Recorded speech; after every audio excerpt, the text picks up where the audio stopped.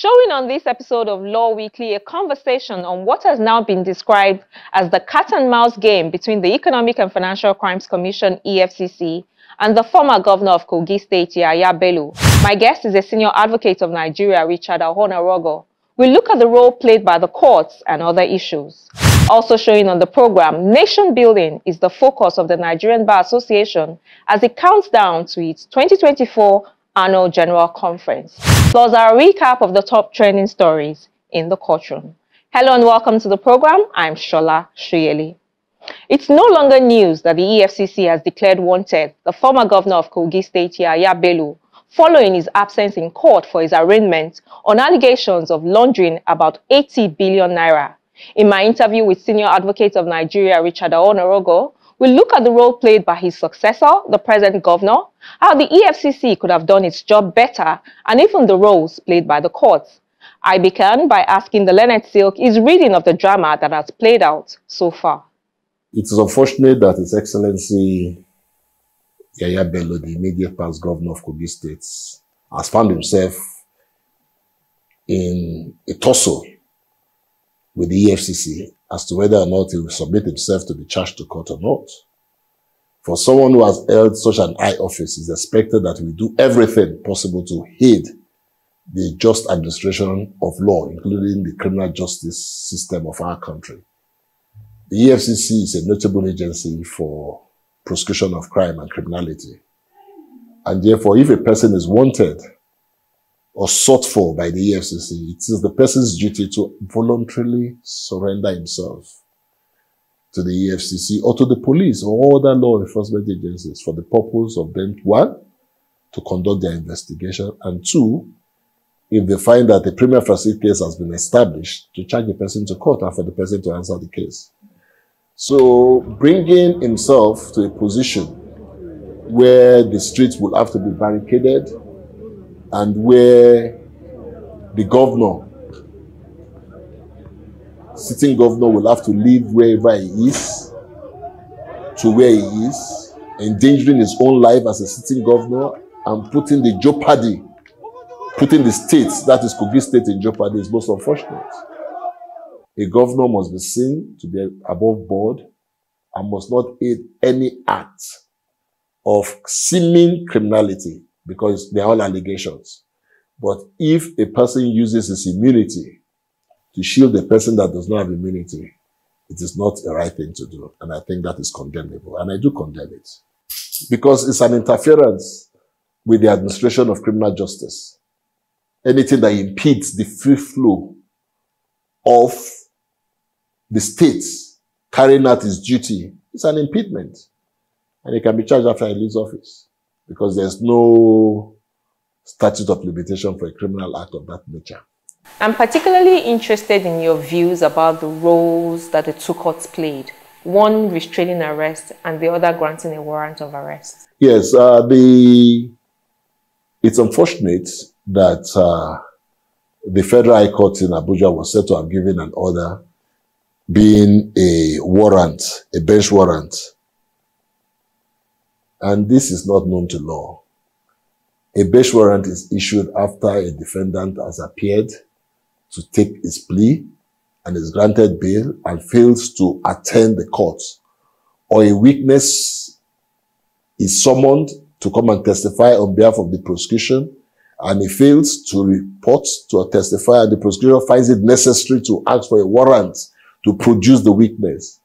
A warrant does not start a criminal case. A criminal case is started by the arraignment of the defendant accused person before the court, and the plea is taken. Once the plea is taken, it invokes the criminal jurisdiction of the court.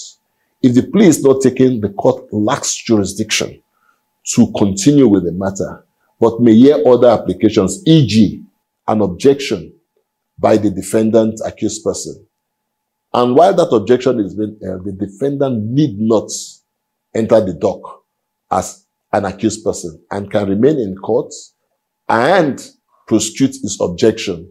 It is only after the objection is dismissed that the court will now ask the defendant to get into the dock for him to take his plea and for the court's criminal jurisdiction to be invoked. These principles of law are well situated in the case of Collins versus the state, where Gabriel Kolawole JCA made the point very clearly. So what His Excellency should have done was that to have gotten his lawyers to go to the courts, scout for the court, and file his objection in that same court. If you have filed your objection in the same court, the cases abound that your presence in the court is not mandatory. So it will have given him all the time to sort out his matter as best as he wished to do.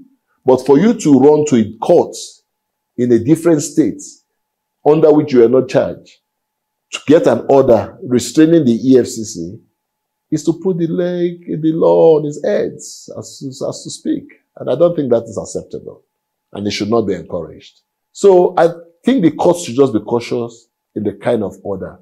Granting a warrant to bring a person that has not been produced before you, and the docket is not even before the court, is wrong. And therefore that court could not exercise jurisdiction. They could exercise jurisdiction to say, look, we want to serve him these documents, we can't serve him. Give us leave to serve him. Simpliciter. That order will be proper. You now go and serve him by substituted names, by publishing and the rest of them. And the HSCL even makes it possible for you to try a defendant in absentia. So his presence is not completely important, because the law provides that there are cases where you will never get to see the defendant and that the prosecution must go on. So yours is to take steps to see that the defendant, one, is informed that he has a charge. Two, he has opportunity to provide answers as to the allegations that form the basis of the charge. Three, that the prima facie case has been established from the totality of the evidence that is made available from the investigating police officers, the complainant, and all the surrounding circumstances. Four, that the defendant has been shown a copy of the charge and given a copy of the charge, and that he understands it, and he elects to stand, if it is in the High Court, to take his plea there. If it's the magistrate court, he can elect to go to the High Court instead of taking his plea there. Those are the procedures. If you do not bring a defendant before a court, you cannot exercise criminal jurisdiction. So if you have taken all the steps and the defendant is not here, then you tell the court, one, if he was taken out on bail, bring an application for surety to show cause. If the surety showed the cause to the satisfaction of the case, that may be the end of the matter. If the surety does not show the cause, the surety is tried for taking out the defendant and for failing to produce him, and for therefore to forfeit the recognizance for which he has taken and if there is no other step, you take steps to say, okay, we want to declare him wanted. If you satisfy the courts that is a person that should be declared wanted in respect of so and so matter, is declared wanted. Then the court says he has declared him wanted, you can now proceed to go ahead to prosecute him in absentia. After you lead your evidence, his counsel will tell the court, if they have cross-examination, they will cross-examine. But in other words, except a person is declared wanted and the court grant leave to try him in absentia, his presence in court at every stage of the hearing of the charge is compulsory. But his presence in court in respect of objections to the substantial charge is not mandatory, notwithstanding anything in the AJCL. So if you're challenging the jurisdiction of the court, you don't even have to come? You don't have to come as far as you have filed and served. This objection, according to the law, ought to be taken first, and your presence is not mandatory. Let me read it. Whether the presence of an accused is mandatory while the jurisdictional issue before the court is determined. This is the case of Federal Republic of Nigeria versus Dan Lamy. It's a 2021 case. It says, as to whether the presence of an accused person is mandatory while the jurisdictional issue before the court is determined, see Alita versus Other versus Federal Republic of Nigeria and other cases, where his lordship will JCA held. If an accused person enter an objection to his physical presence in court, while not if prisoner present in court will not be necessary for the hearing of the objection or any other preliminary application. That is the law. So what I would have thought that Yaya Bello, His Excellency, would have done was to file his objection in this same court. Then his physical presence will not be mandatory until the time the objection is determined one way or the other. But that does not stop him to exercise his right under Section 36 of the Constitution as to fair hearing, given the grounds that he may have. To say, well, they have taken so and so, they've done this, they've done that, it's prejudicial, and the rest of them. And I do not think I will stand a fair trial if I'm prosecuted by XYZ, because they are prejudged and have come to a conclusion that the prima facie case has been established against me. One, when there was no invitation, for example. Two, when I got there and they did not ask me anything. Paint the scenarios. But for now, we can only speculate as to what is the proper, steps that were taken by the EFCC, or what steps were taken by His Excellency Yaya Bello, the former governor of Kogi State. As we now know, the former governor did not show up in court for his arraignment. The EFCC prosecutor, your good friend, senior advocate of Nigeria, Kemi Pinero, said that the anti-graft agency might seek the help of the military to fish him out to come face his arraignment. Now, flowing from what you said earlier, do you think that this might not be the right step to take? I don't think the military should be brought in. These are matters within the realms of, the police and the EFCC. If there's an order by a court declaring him wanted, he'll be arrested by anybody, including the military. But until that is done, you do not go to the military. The military does not have the vice, they're not entrusted with such duties by the Nigerian state or constitution. They are mainly for external aggression. And because of the security situation in the country, they've been brought in to assist other civil and paramilitary, arms of the security architecture in this country. So I think it is clearly offbeat for the military to be invited to fish him out. I think the proper thing should be done. If they've served insubstitutionally and it does not appear, then they will report back to the court. Then the court knows what to do. The court will then decide whether or not this is a proper case to issue a warrant. We're not saying the court cannot issue a warrant. We say you do not start a case by issuing a warrant to a person that have not been subjected to the criminal jurisdiction of the courts. I think the Honorable Attorney General of the Federation and Minister of Justice has made it clear that the criminal justice sector is in need of reform. I have said it before. I said it years back, and I'll say it again. If this country needs to move forward, one, we must have amnesty for politically exposed people through corruption. We must have one. You must have a panel set up for that purpose, where people will come and purge themselves of their corruption, and government will determine what level of involvement that they've been in. After that, we can make capital punishment for official corruption. We can then change the law. But we must grant an amnesty period. Say maybe 6 months, 1 year, 2 years. People that have served this country from 1960 till now that have been exposed to corruption and their wealths are tainted should go before the panel and purge themselves. After that, then we can make official corruption. No, because that's what we need. No, because that is what we need. Because if you want to, now, what is corruption today? It is so many things to many people. But official corruption is what has kept this country backwards. It's not the petty thief and the rest of them that is driving us back. It's the official level of official corruption. People that have held high offices should be seen, to assist the criminal justice system to work.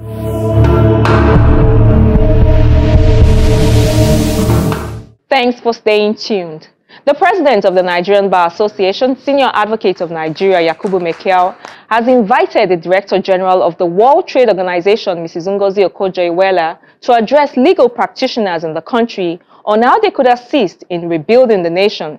The president of the NBA, who made this disclosure in Abuja shortly after unveiling the logo and theme of the 2024 Annual General Conference of the association, says there's a need for lawyers to fully appreciate the important role they could play to advance the cause of nation building.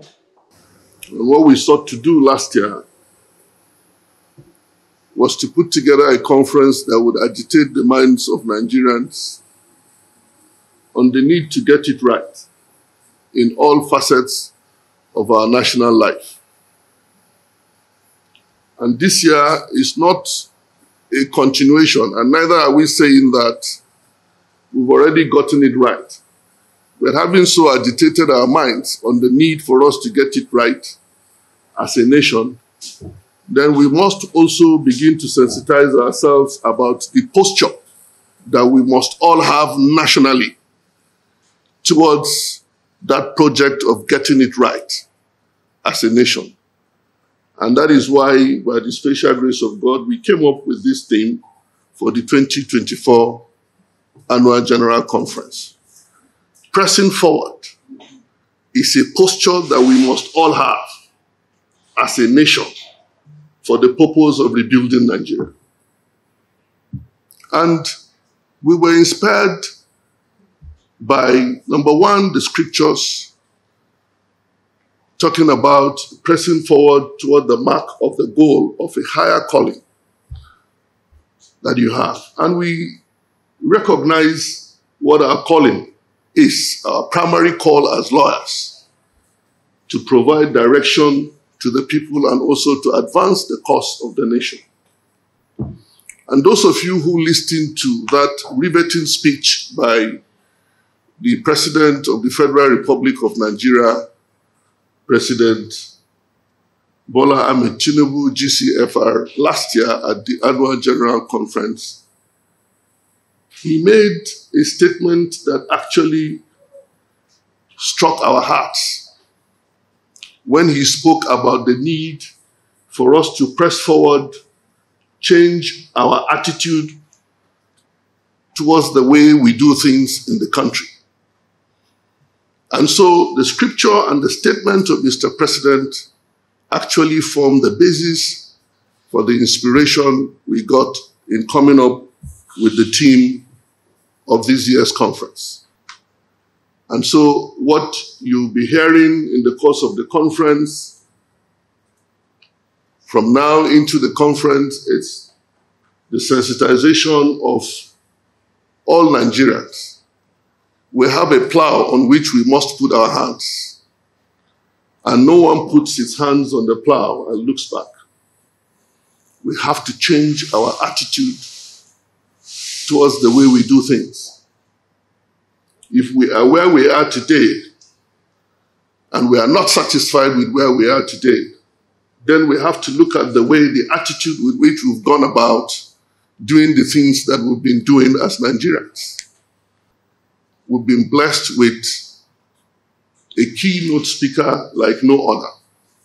And that keynote speaker is no other than Dr. Ngozi Okonjo-Iweala.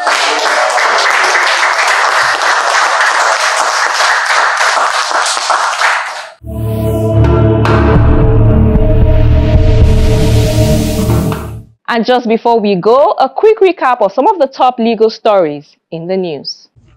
We begin from the Federal High Court in Abuja, where Justice Binta Nyako has fixed May 20 to rule on an application seeking to transfer Nnamdi Kanu, the leader of the indigenous people of Biafra, from the custody of the Department of State Services. Kanu's counsel, Aloy Ejimako, is seeking either house arrest or placement in another law enforcement agency's custody for Kanu. Ejimako argued against his continued detention by the DSS, claiming it would hinder the court's accelerated hearing order. He cited precedents like Sambo Dasuki and El Zakzaki. The prosecution's counsel, Senior Advocate of Nigeria Adegboyega Awomolo, has however urged the court to dismiss the application, insisting that the defendants cannot dictate the terms of his prosecution. Staying at the Federal High Court, Justice Iyank Eko has dismissed the money laundering allegations filed against the former Attorney General of the Federation, Mohammed Adoke, by the Economic and Financial Crimes Commission. Justice Eko, while ruling on a no-case submission filed by the former AGF, held that the EFCC failed to establish a prima facie case against Adoke. He says the EFCC did not provide any evidence to prove the essential elements of the offense against the first defendant, Adoke. Justice Eko, however, held that his co-defendant, Aliyu Abubakar, has to open his defense as he has a case to answer. The Economic and Financial Crimes Commission, EFCC, had charged Adoke and Abubakar Aliyu, a property developer, in 2017, alleging money laundering to the tune of 300 million naira.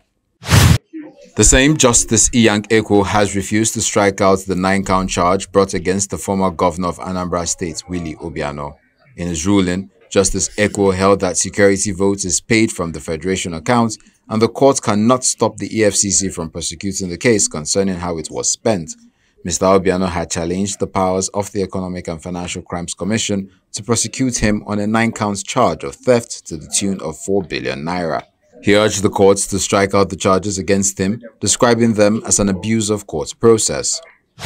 Another judge of the Federal High Court in Abuja has fixed May 17th to rule on an application by the Federal Inland Revenue Service, FIRS, seeking to serve by substituted means the charge against the top executive of Binance Holdings Limited, Nadeem Anjarwalla, who fled from custody while awaiting trial. Counsel of FIRS, Moses Ideho, hinted at moves to serve the charge of the fleeing defendant on Tigran Gambarayan, the defendant who has been available since the matter started. The counsel for the defendant, Chukwuka Ikwazunu, however, says it is inappropriate to serve a criminal charge of another defendant on his client. This therefore prompted the judge to adjourn the matter for ruling on the mode of service. And yet another judge of the Federal High Court, Abuja, Justice Emeka Nwite, has adjourned the suits instituted by the Economic and Financial Crimes Commission against the immediate past governor of Kogi State, Yahaya Bello, to April 23rd. The adjournment is for substituted service and possible arraignment. The EFCC is also insisting on breaking all barriers to find where the former governor is so he can be brought to court to face his arraignment. Before the scheduled arraignment, Justice Nwite had granted the EFCC permission to arrest the former governor preparatory to his arraignment. Meanwhile, another court in Kogi, a state high court, had restrained the commission from arresting or detaining the former governor. And we round up in Kano State, where a federal high court sitting in the state capital has ordered a halt of the purported suspension of National Chairman of the All Progressives Congress, Abdullahi Umar Ganduje, by his ward. The court's ruling was sequel to an ex parte application filed by Mr. Ganduje, seeking to enforce his fundamental rights to a fair hearing. The respondents in the application are the police, the Department of State Services, the Nigerian Security and Civil Defense Corps, and 9 other individuals. On April 16, APC executive in Dawakin Ward, Tofa local government area of Kano, purportedly suspended Mr. Ganduje over alleged corruption. In the ex parte order delivered on Wednesday by Justice Mohammed Liman, the court held that the suspension should not be implemented until the case is heard and determined. The judge subsequently fixed April 30th to hear Mr. Ganduje's appeal.